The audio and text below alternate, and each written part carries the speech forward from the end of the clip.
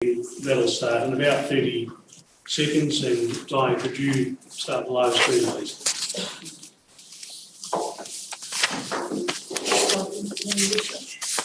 Thank you. I'd like to formally declare the Extraordinary Council meeting, LTP 2018-28 submissions hearing, 28th of September 2020. The meeting's open. We have apologies from Councillor Hart and Francois. Are there any other apologies? So I'd like to move that the apologies be received and accepted. So moved. Councillor Kennedy, Councillor Cogan, thank you. Those in favour? Aye. Move on to the declarations of interest. It's been circulated on Teams. There's been one amendment that's been noted, which is Councillor Cogan noting a perceived conflict in relation to the building. It's been circulated around the table. If there are any changes, please file them. Move on to item 3 on the agenda, which is the proposed amendment to the long-term plan submission hearing.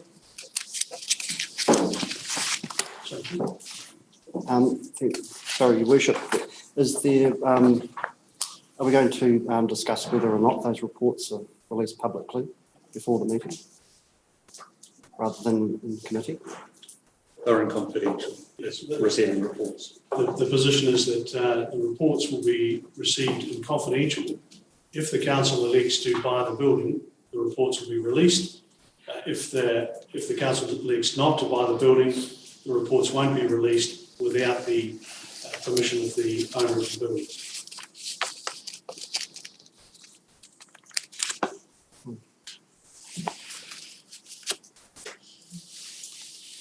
So from a process point of view, looking for councillor to move that A, council receive, hear and deliberate on the submissions. B, council agree to return the management of the council activity to council. C, council will decide on the preferred option for the purchase of 41 Wells Street, Tagataga.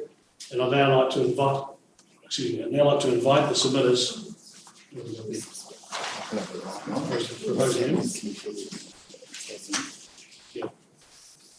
to invite Emma to speak to the amendment. Morning, Your Worship and councillors. I would like to take the report as read. The Worship has just given us the recommendations. So a brief overview of the submissions that have been received. There were 78 submissions. One of these was a petition that had 278 signatures that opposed the purchase of 41 Wells Street. There was a very small majority that opposed the museum function returning to council, and there were submissions that agreed that the purchase of Wells Street and the combination of the activity should go ahead, and there were submissions that disagreed with this. So that's a brief overview. Thank you. We'll take the report as read and open for discussion. Paul.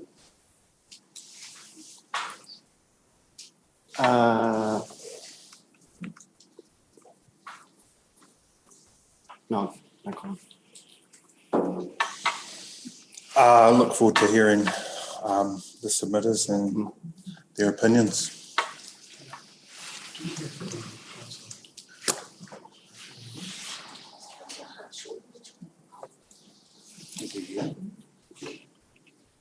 Thank you, Your Worship. Emma, how did you classify the submitters that put no preference or do nothing?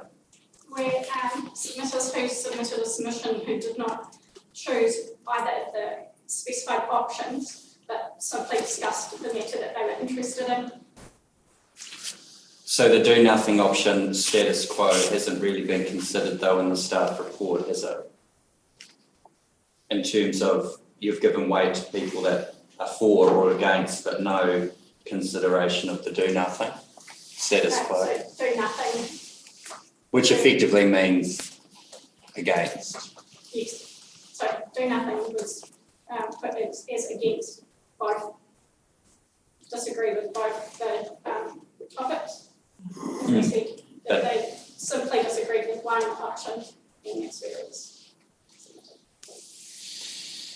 Councillor Neil, any questions here? At this point, thank you. Councillor Coburn? Councillor David? No, not at this point. Question with David.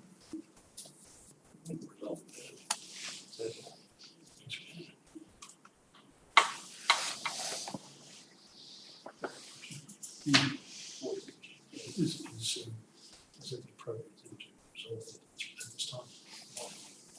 No, just receive the report. Yeah, thank you.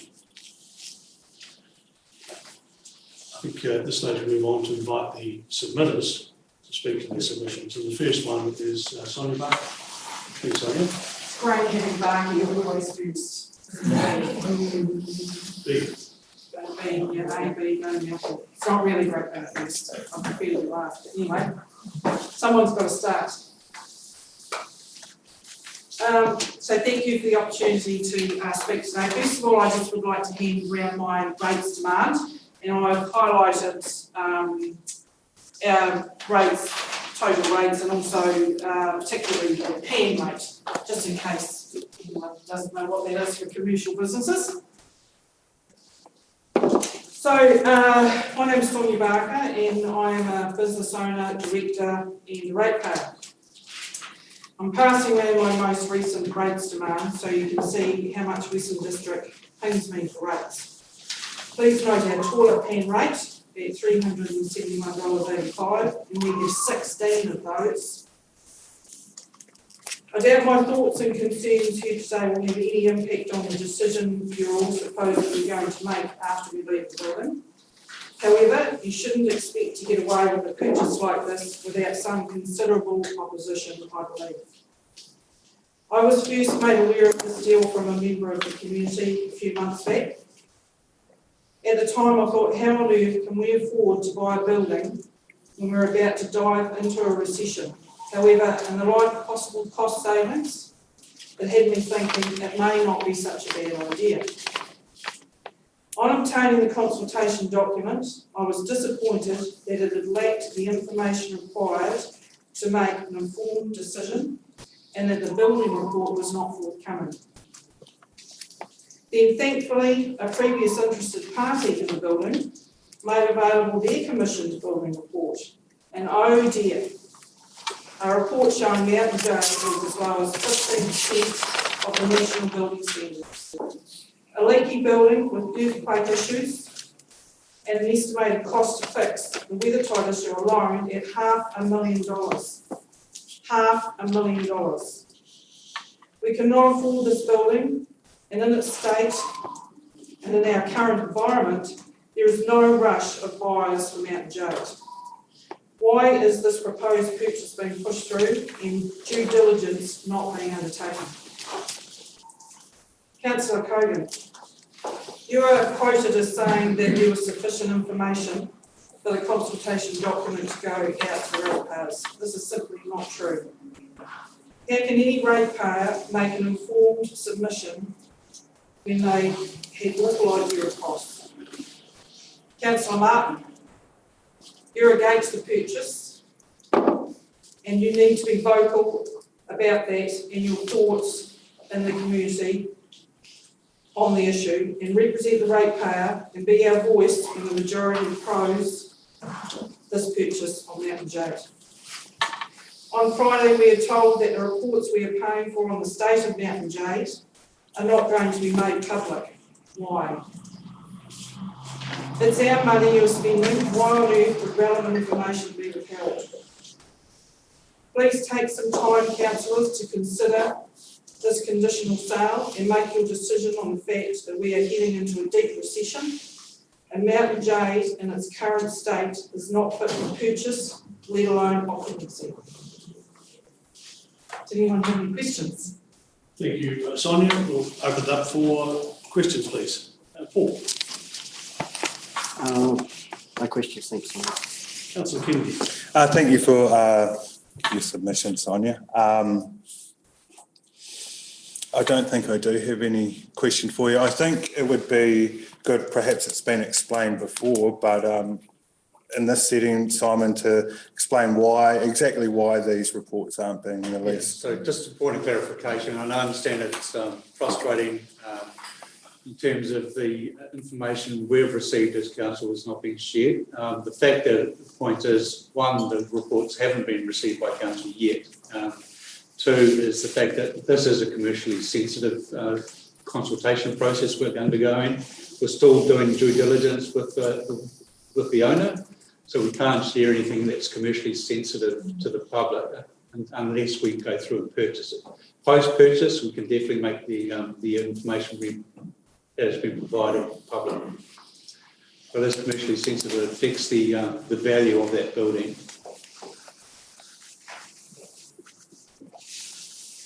Thank you, Sonia. And to your point regarding the information to make an informed decision, yeah, I was unsure there was enough information there, and I'm still unsure.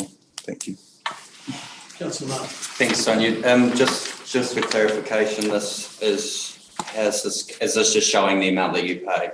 Because you said highlight the toilet pan charge, the service charge. It's Just to give this is what you're paying, just to right? put some perspective on the Right, fact of, how much money we're having to outlay, Okay. in going into a recession, how difficult it's going to be going forward. So, ours is only a small portion of the rate take, obviously, but for us, it's significant to the business. Yeah. Thank you. Councillor Neal. No. Councillor Hartwell. No questions. Councillor Cogan. So obviously, just to reinforce to you, Sonia, the reason why I said what I did is because under the commercial legislation at the moment, we actually were unable to be able to provide the information out to the public. That is why we have not received it. However, you can be rest assured that council and councillors will be not making a decision on the building unless we have all that factual information in front of us this week. Councillor Davis. Thanks for the report, and really appreciate your concern, going into this recession. So, no questions. Thank you. Thank you very much, Simon. Appreciate it. Thank you. The next submitter is Anthea Keenan, and the first one, she has two submissions. The first one is her personal submission. Thanks, Anthea.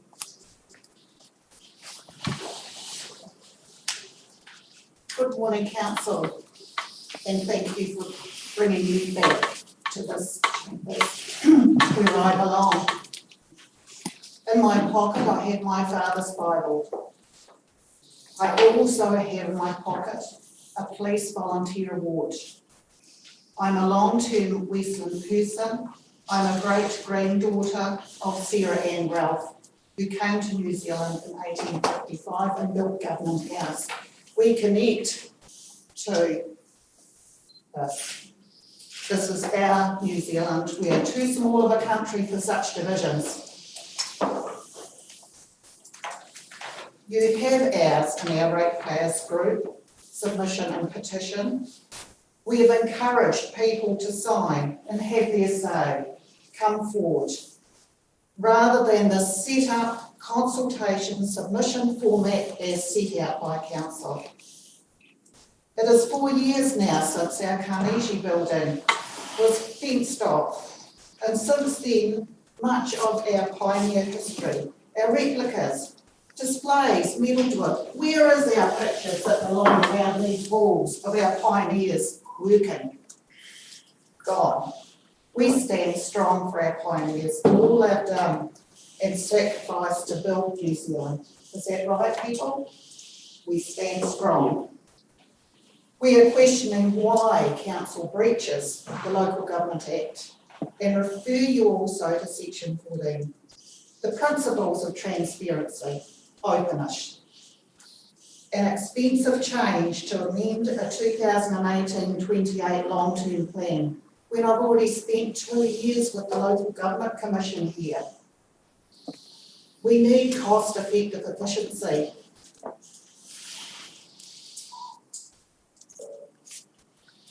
To amend a long-term plan just so soon after annual planning, why?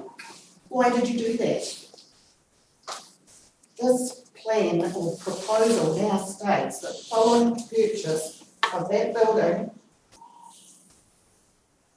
that you will prepare to move the museum here, the library, the eyesight, our museum, our artefacts.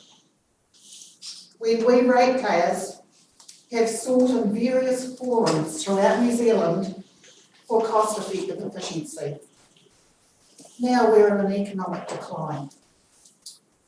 Councillor Carruthers spoke an interview by Neil Smith on the Coasters Club on the 18th of June last year that Gurdon Consulting and he had received Heritage Lottery and MDI funding for the museum strengthening project.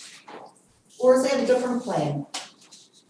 Can I see that funding application, please? The Office of Auditor General, when he is questioned, he refers me directly back to this leadership.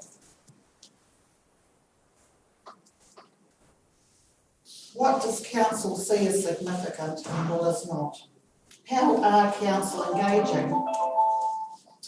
Council's outdated district plan is deficient in listing heritage strategic assets. Those on the one district plan are alerted to that. Bring those who are professional in doing a district plan to ensure our heritage is listed.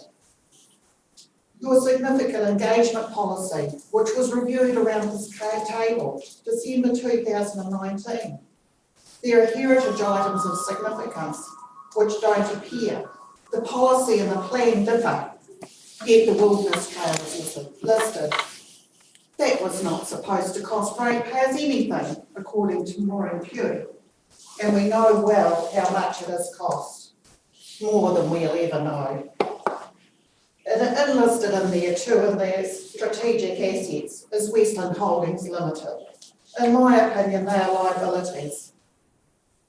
Liabilities to us, ratepayers. The trail should have had a ticketed ride. Pay for it. The user pays, not us. I checked out the community halls. I can't find the drumming hall. Are these buildings still within community halls, which receives 180,000 per annum and includes repairs and maintenance, depreciation, and also rental input from the museum function? Can I have the breakdown figures, please? Our museum has survived by many volunteer hours, like the work done at the Carnegie building. Volunteer hours, donations, our artefacts. The museum function is rated at 266,700 per annum. I'm again searching the whereabouts of the monies paid. Where is it spent? Can I have a breakdown? Council rates 606,000 for the library, which includes that expensive lease. I'm again searching. That leaseor has gained well. He and others involved with council have reaped from our rates. But idea and work's not done. And within our pioneer heritage sites, work's not done. Not even thought about by the people that are doing the budget. Our heritage has been meddled with. We've been shafted. Like during 2012, we're looking for the money and we seek effective communication. I refer you to section 14, the Local Government Act. Comply to legislation. The head Sherang have engaged again in signing a Chinese agreement. Who did they consult with? Council have diverted ratepayers' attention to some areas, but not other areas of significance. Have done special consultation. but not on other areas that are significant. This costly fiasco now does not even provide enough information or choice. All while our heritage and our long-term citizens, our reserves, our monuments, our cemeteries, our historic replicated displays have been interfered with. Why have council done this, and who have they collaborated with to fail our heritage? Is it because lack of connection? Is it? Did you connect with me, or Sonia, or Max, or Brent, or Dom? Because we've got heritage here. We pioneer descendants, long-term ratepayers, have been treated unfairly by government and council, and we're now standing up. We continue an online petition to heritage and to parliamentary bodies.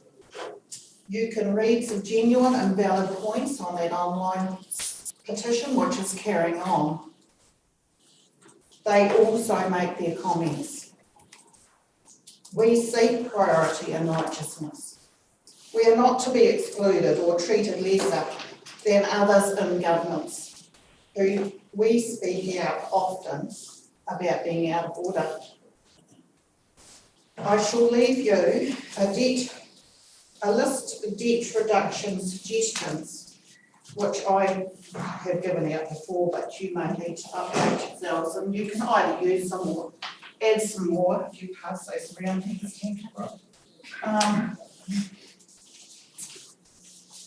So I think it's probably time that if you want to ask me some questions, you can, but I'm ready to sit down now and repeat my say. And the other submission, Mayor Smith, that you said was actually a personal email to council, because on the 1st of September, I thought you would have pulled this into line and pulled this whole submission process up. It was totally unnecessary because you're out of order. And I think the ratepayers group one is going to be spoken to by Sonia. So I've said my case, and Thank you for that, Anthony. Councillors, questions?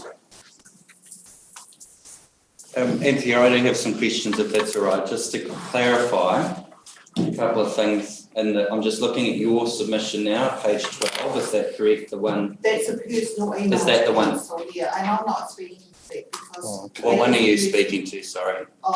It's the first one. I'm looking at one from you. Friday, September 18th. No. That's the one? No to meeting with our heritage, no to shonky consultation, and no to wasting our ratepayers' money. So I'm just clarifying, sorry. No clarification, Lincoln, because you've already wasted. There's no need to waste. I've got no more time here now. Okay. I've got to go home All right. and do my own business. All right. Can I just, Yes, Debbie. just for I do need clarification and clear the fact that this is submission days on two things. One was on the purchase or not of the Mountain Joe building, and the other was on the museum. I'm just struggling to see through what you actually have written through there, what specifically was on those two matters that we're here as councillors to listen to. Could you repeat that again, please? We're here today to do submissions Yes, on the we are. museum and the purchase of Mountain Joe building. Yes. And I just wanted clarification through what you actually just spoken to us about around how much of that was actually specifically what we wanted to listen to you about today, because they're the two things that we are making decisions on. Yes, you're making decisions on shifting the museum to that 41 Well Street building. In the long-term plan, the wording of it is in the adjustment that when we purchase that 41 Well Street, we will shift the museum, the library, and the eyesight to that building. Immediately, that changes the plans of the museum, So which that's we're your point very, to the- very concerned about. So that's your main point? No, no. That we say No to wasting our money, no to meddling with heritage, and no to Thank you tampering. for the clarification on what we had to Thank you. listen to about the Was there any submissions. further questions? Thank you, Worship. So, I mean, thank you, Anthea, a very wide-ranging submission. The 2 points from me. Firstly, I think that we have the process wrong in the consultation. I do believe that the consultation shouldn't have gone out to the public without the full reports. And I said so at the first meeting. However, that's the process that has been ruled. Regarding the museum, and one of the points with the consultation had asked, do you agree with moving the museum back in-house with the council away from Destination Westland? Yeah. You haven't really addressed that in here, but I gather from the way that you've couched your submission that you're very much in favour of that, but you don't specifically say so. And I've also spoken that I believe that Western Holdings Limited is a liability, and Western Holdings Limited is the umbrella body of the council companies. I believe that Destination Westland should come back into council, that they are also spending money on a lease, which that money could go in other places. So that is also in my debt reduction suggestions there.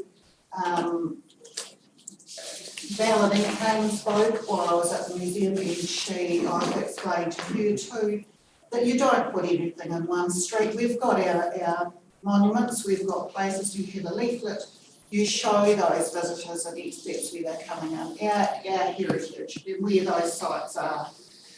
It's so important not to meddle with our artefacts and our monuments.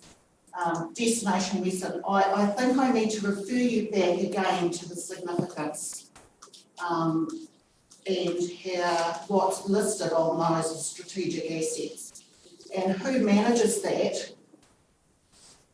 Destination Western or council or whoever. I think we've got to have a curator, somebody that's professional in heritage. We're not to be meddled with. It's got to be consulted well with those people who do have the most interest. Thank you. So I'm not disagreeing with you about the museum. I firmly believe the museum should never have gone into Destination Westland. Our heritage should never be put into a commercial company. And I submitted on that at the time when Destination Westland was formed. However, as for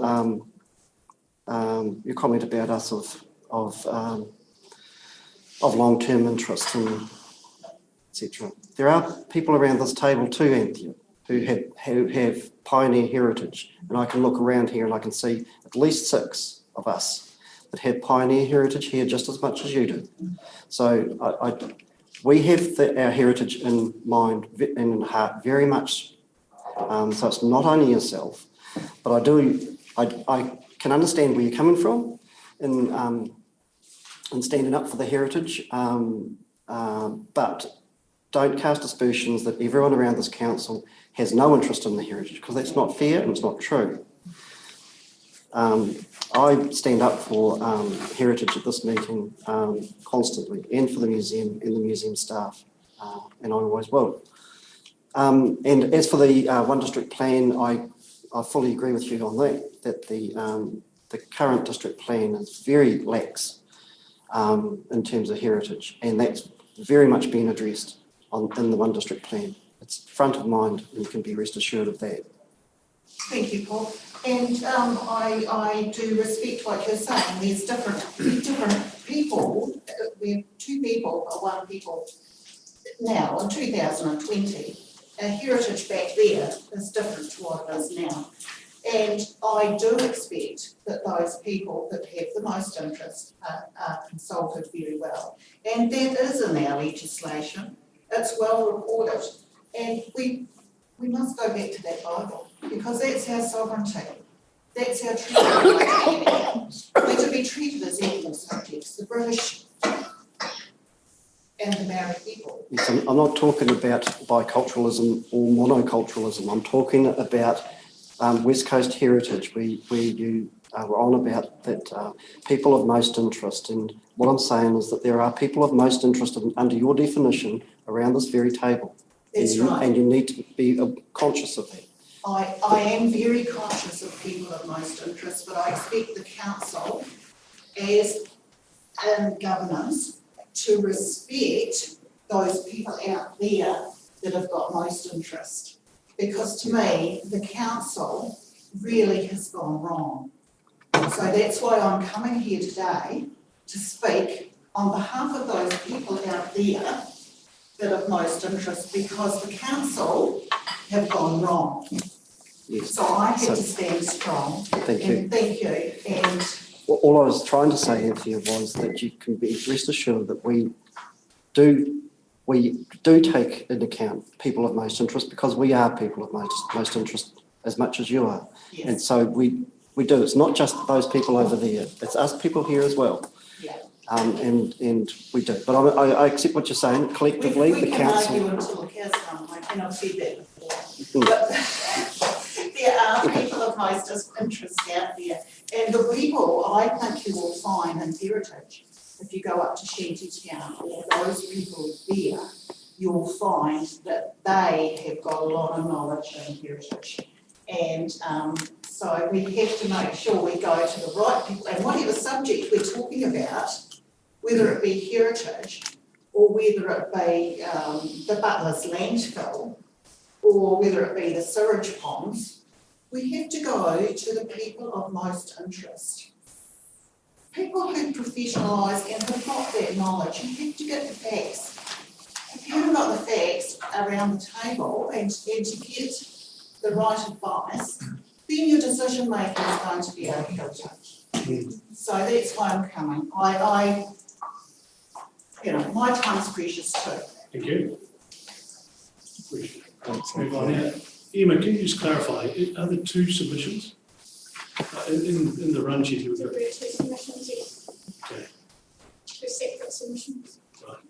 So we'll take them as being jointly read? Right. No, thank you, Simon. I'll look on that basis, the next submissions from Bruce Watson.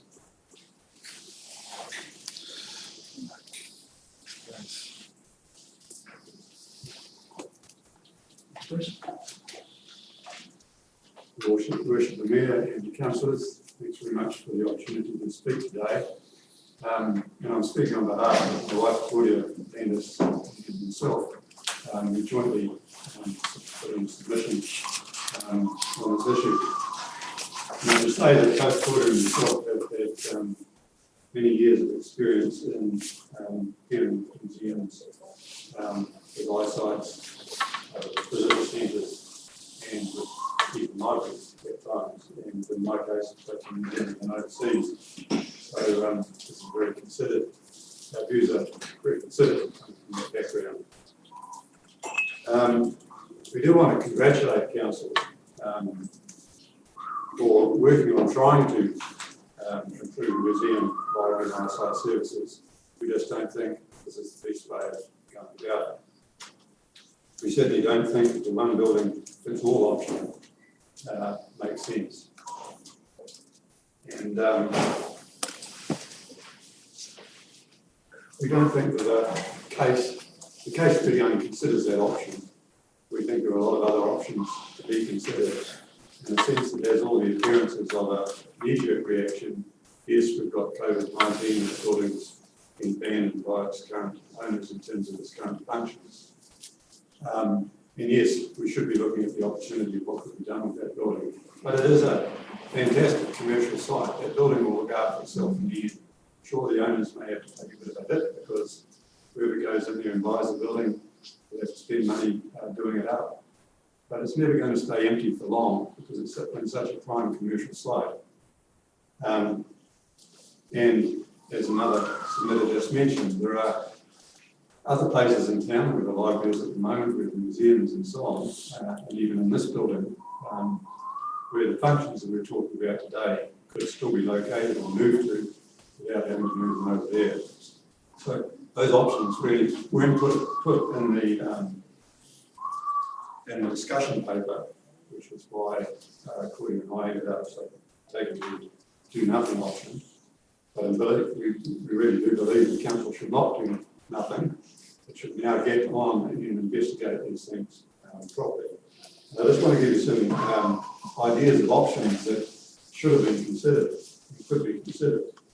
There's no discussion of redeveloping a museum on its current site using the Carnegie building as an entrance. I mean, that's a great location to have that function. You know, it spreads visitors around town, it spreads use by locals around town. It's just a great location, and before the earthquake problems, it was actually working very well. Yes, the buildings could have been done up and brought up to standard, and that could still be done, but that's still the logical location, using the Carnegie as the entrance for a revitalised museum. There's no discussion about how the project would integrate with the Whanau Pathways project. So, right over the road here, we're going to have a fantastic new resource in a few years, which, when you look at it, why wouldn't that also house the eyesight? When it's going to do so at past, it's going to do so the eyesight in a similar location with Puketaipu. A modern eyesight doesn't need a big footprint like the one downstairs here. It only needs 2 or 3 people and smart web operators. So that could be in the building over the road, it could be in the library, it could be in the museum. There are plenty of options that are not discussed in this paper. And of course, there's no discussion about the idea of moving the library back where it was for a long time in the bottom of this building, which makes so much sense, because instead of paying rent down the road, and all the outgoings, which aren't declared in this paper as far as I can see, it's probably over 100,000 a year going to another landowner, it could be coming to the rate park with that library that's down here. Worked very well before, it's even better set up now, and with a bit of money, it could be just fantastic new library.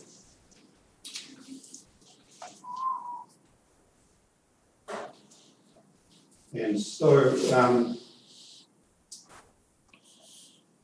think that on the question of whether the museum function should come back to council or not, again, there was no option there. You had to say either it was going to go over the road, and in that case, perhaps the museum function could come back to council, or, you know, if it was a do-nothing option. But it makes so much sense for the museum function to come back to council. It made sense for it to leave in the first place. And just like the library, I mean, the reason for it to stay with council is that primarily what that museum is about is looking after our local, our district heritage. Sure, it may have spin-offs for tourism and have some bonuses there, like a lot of things do in town. It's primarily about looking after Western District heritage. And there are all sorts of grants and systems available to, you know, to museums and that have been accessed in the past. But as soon as the organisation sits with a commercial entity who's trying to focus its commerce, then that's not going to work. It's against the curve every time when you go and try and get assistance for, you know, lotteries funding or for whatever it might be from the department. And the other thing is that the people have donated things to the museum in trust, you know, for the council to look after in perpetuity where that makes sense. And again, you don't want that at arm's length from the ratepayers and from the councils in a commercial organisation. People won't trust that organisation. They'll get financial strife, and the next thing is they'll be wanting to sell items in the collection. So we think very much, I know it probably can't be handled because of the way this process has been structured, that the museum should come back to council management. So our final wish is that council would have a rethink and get involved with the public and looking at alternatives to the library outside of the museum, because there's a lot of skill out there in the community, there's a lot of advice available, considered advice, and I believe council should take advantage of that. Thank you. Thanks, Bruce. Councillors, questions? Paul? Thanks, Your Worship. Thank you, Bruce. If the council were to decide against the purchase of 41 Weld Street, do you think it might be worthwhile to set up like a working party to involve some heritage interests and the council to, as you say, look at a whole blueprint of the museum around the Carnegie building, bearing in mind that Drummond Hall and the museum that was opened in 1973 is basically buggered.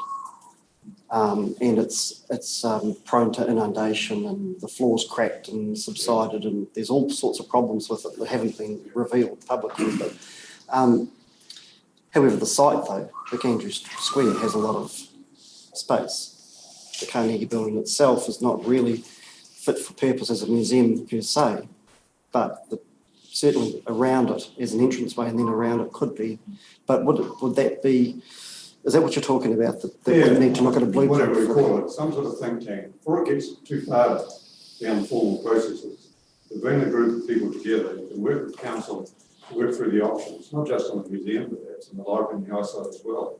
And it's not just people in the district that could contribute to that. We've got people like Malcolm Walker, for example, who's got a great interest in the West Coast, and we wouldn't have seen the decision without the Seton building being bought and restored to dock. It wasn't for people like Malcolm Walker. So there's a network of those people around the country that are happy to work, got the sort of experience that we need for a project like this, and would be happy to work on some sort of think tank. Councillor Kennedy. Thank you very much, Bruce. Appreciate it. Councillor Martin. No question. Councillor Dean. Thank you, Bruce. Appreciate your input. Councillor Hart. No questions, Your Worship. Councillor Craig. No, thanks, Bruce. Some really relevant, good questions in there as well.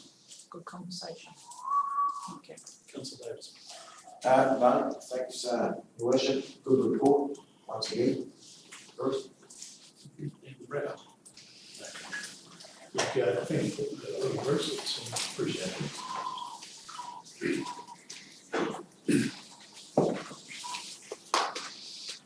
Councillors, we now move into one more. Sorry. Yes, Steve, it's been amended. The Chief Executive will read the submission from Alistair Cameron. So good morning, councillors. This is a letter received last night from Alistair Cameron, who won't be able to attend today, but asked that we read a letter that he's posted. So I'll read it out line by line.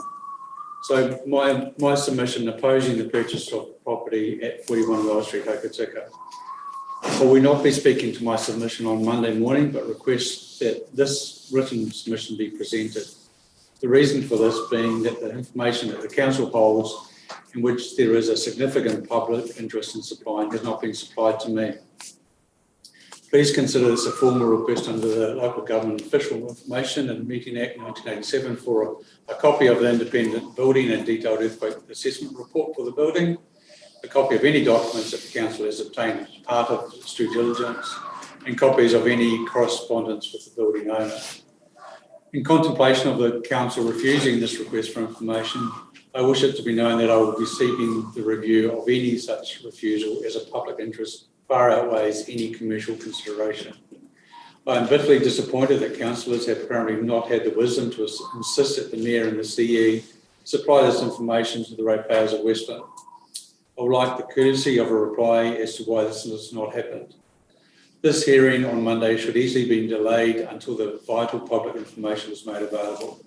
As I understand, some of the issues of the building are that it's structurally unsound, is known as a leaking building due to the type of cladding. the roof a serious issue. The foundation under the building will not be acceptable geotech standard. The floor level at a footpath level, making a flood-prone building.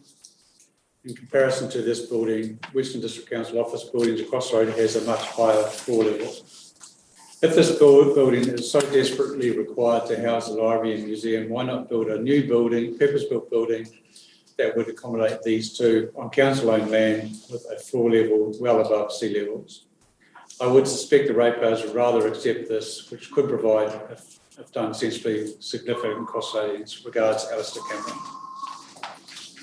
Accept that as a submission, and any questions? Is Anthea presenting the petition? Sonia and I will. No, I don't know. Okay, what's the next one? Okay, next one I'll do that. So I don't know, I was on the phone. She's not. No idea. Okay, we'll just. Okay. On that basis, councillors, we will be moving into confidential to deliberate on the submissions. Jane? So I understand that Ashley said that her and Max were going to present it. The second, We did ask for speaking rights for the ratepayers group submission. I think there was just a wee bit of confusion. Yeah, look, I took it that Sonia was going to do it, and so now you wish to do it? No, I'm not Who's- doing it, no, they're interested in it. I coordinated the ratepayers group submission as ex-secretary of the ratepayers group. Ian Rowden, Max, myself, and Melissa from Ross Community Centre took our submission forms out to the people. We pretty much were saying stop meddling with the heritage, the consultation document wasn't right. We opposed the purchase of 41 Wells Street. So you've got that submission form in front of you if I haven't got it. The signatures, we went out onto the street and we talked and engaged with a lot of people out there. Max and I even spent on one day it was weather like this, sitting out on the street, talking to people. We were determined because it means something. I mean, what's happened here is wrong. But the voice from the street, those people were actually using far more language than I would ever use. I hadn't thought that before because you wouldn't accept that in the here. They were very annoyed with what's gone on. And those signatures, if you have a look at them, they're not from a club or a group. It's not been bulldozed. We've gone out there and sat around at the Carnegie building, over here at the 41 Wells Street, round at on Rebel Street, in our homes, down at Ross Community. Those people have signed because they are hosts. So on that submission, what we call a petition, which has gone further also to central government and to heritage groups, there are 278 signatures, which you can have a good look through those signatures and see who they are. You know lots of those people, and they are honest, well-known, good ratepayers and residents and visitors that we're here that we've spoken to. We need to explain a lot of the detail of what's happened here to those ratepayers because they didn't get the information. And you may say we only got 300 signatures, although we've got another 50 online. The people didn't have the information. So we're saying your process actually breaches the Local Government Act and special consultation. That submission didn't go out to the people. The time period was not right. You should give enough. You should give all the information to your ratepayers in a special consultation process. That didn't happen. We were out there having to explain to the people on the street because they didn't, a lot of them didn't understand what was happening. So please accept that submission as also.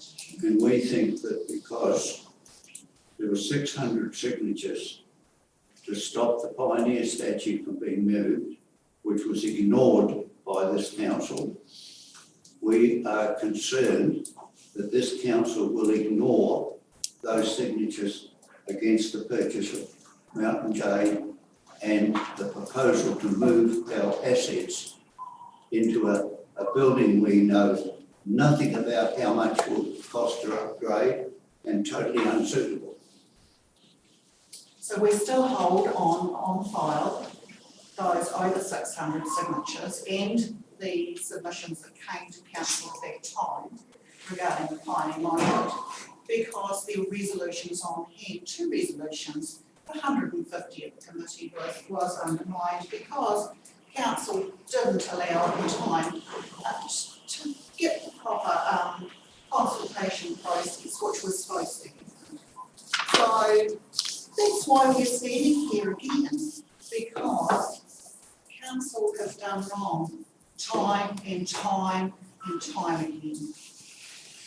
So 600 signatures from there, we went out to our Havel family where the light was the lamp and the beautification of the town centre, another 110 signatures. We went out in 8 hours and got over 100 signatures at a time, over 700 signatures there for that petition. We put in 60 signatures at the recent annual plan to try and reduce costs. Now we're right, only at the 26th of June, this council formed resolutions on that annual plan. 2 months later, we're into a special consultation for an admin sort of a project. We're annoyed. So I'll leave you with that. We've got over 1,000 signatures, and we've also got the online petition, which is going up to the bladder period.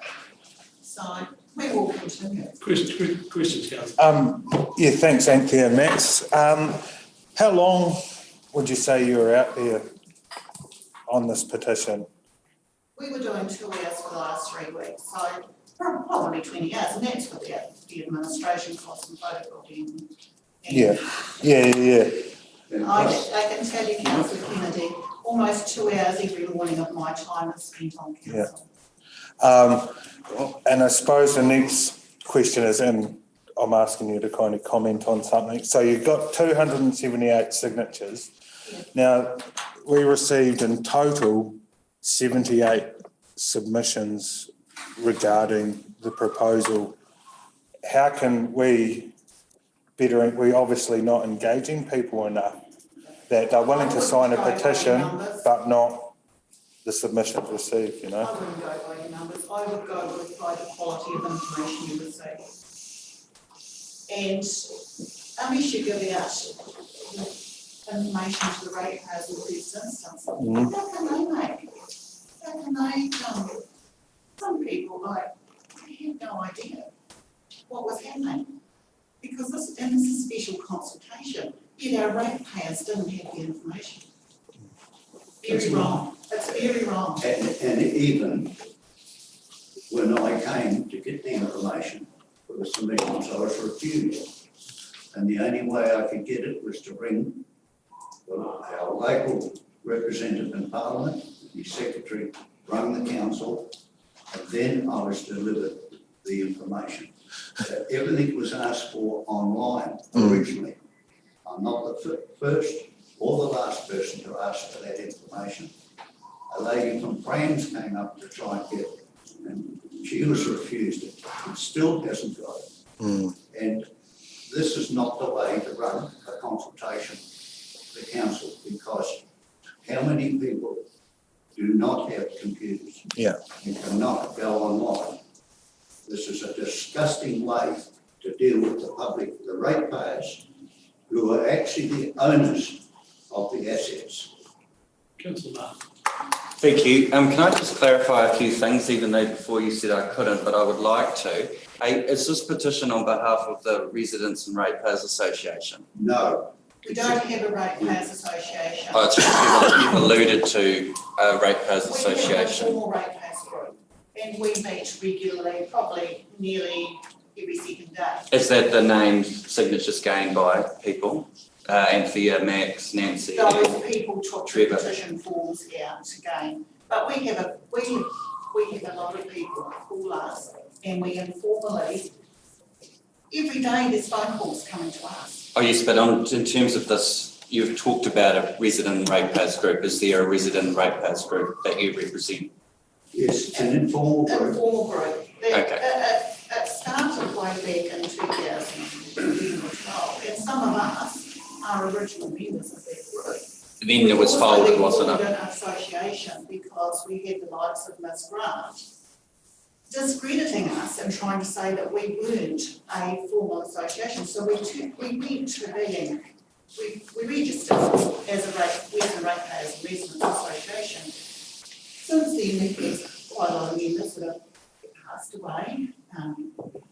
We've fought on different subjects, and it is contentious.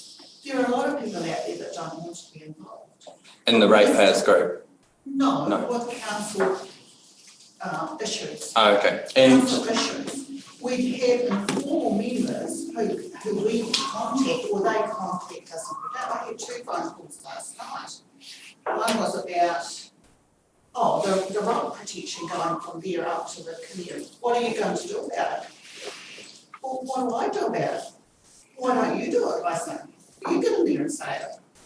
okay. But they want somebody to lead them. So we are still We are being the leaders. leaders. Of the ratepayers group? Yeah. Yep. And the other question is, you brought up about the pioneer signatures. Are you saying that's part of this submission? No. No, but I wanted to point out to the council here, we are afraid that those signatures we've got against the purchase of Nation J and to move our museum assets into there may be chucked under the table like the 600 signatures we had. And may I mention, Councillor Martin, too, when you're dealing with parks or reserves, the last thing we want to see again is that a monument is going to be moved. So that's got nothing to do with what we're talking about here. Well, it does, because it comes into our ex-museum. Do you have any further questions for the other councillors? No, I think it's not worth asking. Paul, you have a question? Thank you. Anthony, you say that those who have signed the petition did so because they didn't have sufficient information before them, and I agree with that. But of course that cuts both ways, doesn't it? Oh, we explained. Did they have? Well, that was your view of it, though. But we gave them the opportunity to sign that petition on that statement, but we also asked them to make their own submission. We weren't. Yes, Some of those people would not have otherwise I signed. understand. Or I understand that petitions aren't the best way to consult or to even convey the opinion, but at the same time, it's also hard for people to make submissions. I understand that. we read that statement to those as they were signing, as to what they were signing. Yes, but were they informed? Were they properly informed? Is the question. I mean, on one hand, they weren't armed with information, and I agree on that. But on the other hand, were they sufficiently informed to be able to oppose it? We have a document on hand with us, and we also have a change of long-term plan. And so we had enough to show them what we had. Right. So I'm not questioning the veracity of the petition at all, because those who signed it obviously feel motivated to do it. But I just think that when it becomes a numbers game, it becomes very difficult. It's what we always say that Forest and Bird, for instance, run a numbers game unfairly against the West Coast with their submissions. We want you to receive the quality information, and we want you to come out and receive the factual information. So before you start, you're going out now to consult on speed zones.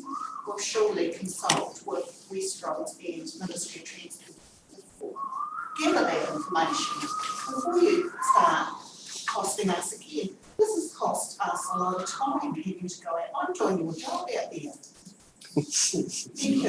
Thank you. Thank you. Yeah, just a couple of things that I just want to actually bring up at this point now. One is that for those of us sitting around this table, we are sitting around this table as elected members. We were elected from everyone out there in the community, and you can be rest assured that the decisions we will make around this table are always based on the factual information that we have provided in front of us. I haven't finished, actually. You've had your chance. When you talk about go on the quality of the information received, what I don't agree with, but our hands were tied, unfortunately through sale legislation, is that we were unable to present that information out to the public at that point. However, as a council, we have done due diligence in having that actual information also provided to us, and until we've seen all that factual information is when we'll be making our decision. We don't make willy-nilly decisions. And just let those people that you are having to take these extra 2-hour phone calls off every day, let them know that they are most welcome, rather than taking up your time, they are most welcome to ring any of us as elected members, and we can certainly do what we need to for that on council. Often they are not feeling comfortable even to come into these chambers, and that is because They don't have to, they can ring any of us. this council has made it that way. They can ring any of us. So Councillor Cogan, I will come back to you again and say that you have signed my oath to comply to the legislation. And I refer you to those parts of the Local Government Act and also to the Office of Auditor General of Wales. And I will tell you that the ratepayers are not very happy because council are not doing due diligence. Any other questions? Yeah, just one thing, I just don't disagree with us, that's Kennedy, Hart, Cogan, Hartshall and myself for the Pioneer statue. We weren't involved in that one. Councillor Davidson, you are involved in the Wilderness Trail. That's And the Wilderness yes. Trail is costing us. It looks wonderful. And we refer you back to cost effectiveness. Thanks, guys.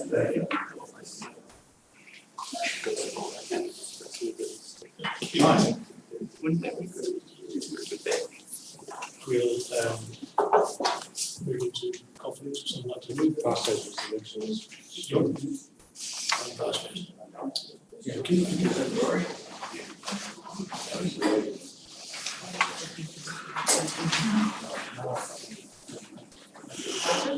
I don't know, he's obviously not here. No, not yet, no. Thank you. Thanks, Lee. You right, Lyle? Oh.